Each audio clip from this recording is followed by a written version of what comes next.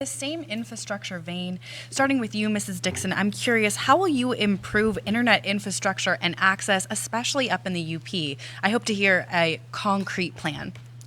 Yeah, it's critical for us to work with our private sector to expand these projects across the state of Michigan. And in fact, once we do that, we will see the economic development that we so desperately need. Right now, not only are our children suffering because we don't have broadband, especially during a time when they were kept at home for online learning, which is why so many of our kids are so far behind, but even our farmers are suffering because they don't have access to broadband. So I will partner with our broadband companies and talk to them about how they can expand. In fact, one of the great things about the tunnel that will be built for Line 5 is that we can also run broadband access through that tunnel and make sure that we can expand our access into the Upper Peninsula. And I will make sure to take advantage of that tunnel that will be gifted to the state of Michigan.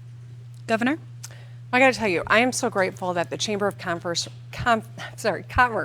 for Northern Michigan has endorsed my candidacy. This is because we've been working closely to make sure that we created an Office of Rural Development. We created an office specifically about increasing broadband access. 23,000 homes have already been added online. Now, what we can't afford is someone who's going to take political pot shots instead of roll up their sleeves and solve problems. When the Infrastructure and Jobs Act passed, Mrs. Dixon called it fake. She snubbed her nose at it because she doesn't like the guy in the White House. We need a governor who's not going to score political points, but roll up their sleeves and get things done. $10 billion is coming into Michigan.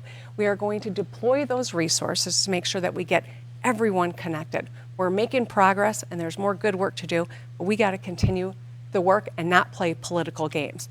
I will fight for every dime to come into the state of Michigan so I can make your life better. Mrs. Dixon? You should be careful of where all of your dimes go if Gretchen Whitmer is in charge, because she just offered $715 million of your taxpayer dollars to a Chinese corporation to come to the state of Michigan.